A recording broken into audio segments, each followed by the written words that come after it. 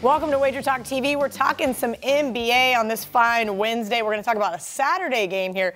Philadelphia 76ers at the Denver Nuggets. The Nuggets have played well at home. Obviously, there's no line out yet, Ralph, but I would make the Nuggets a short favorite here.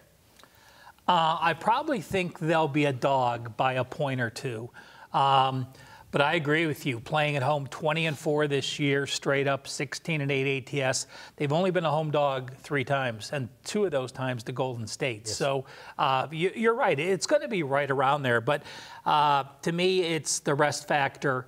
Denver's in a tough spot. They're at Utah, and then they have a nice game against Phoenix, and then they play Philadelphia. But they have 3 and 4 days.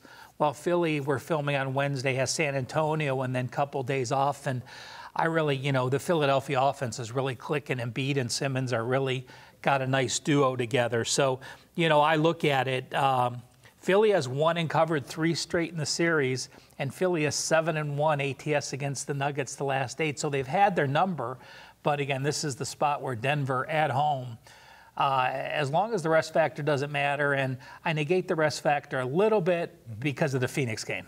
Do you guys, either one of you can answer this question, do either one of you put into the altitude factor in Denver's? Maybe that's why the Nuggets, not only are they a better team than we've seen in the past, but also are given some success this year at the Pepsi Center?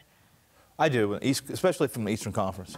There's plenty of Western Conference teams that play at altitude and are more adept and more, the coaches understand that before you go to altitude, you don't want to be playing your starters 40 minutes, all 5 of them. For Philly, I think it makes a difference. All right. One situation that I used to play against was when you had the Denver-Utah games. But, I looked up that coming into this situation, not that because Philly's at home coming in here.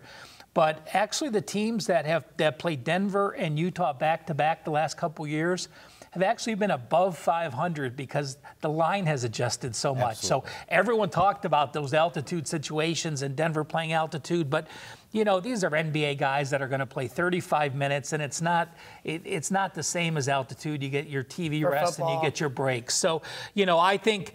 I think it'll be a higher scoring game. I really like the way Philly's offense is playing in January. They're averaging, they're number 3, averaging 120 points. Denver's offense really shooting well.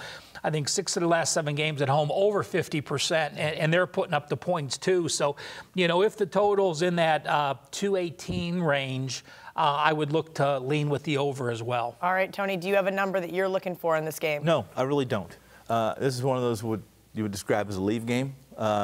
For several reasons. One, because I like Coach Malone, Denver, and over the last 2 years, this team has really bought into. He'd love to see them play more defense. They have played more defense this year. What Ralph just describes is accurate, though. So because of that, and because the fact that I do use altitude as a variable when handicapping, this is one of those games where I don't think Philly's a great perimeter shooting team overall in the long haul. I think they're looking for a player here before the trade deadline to spread the floor a little more.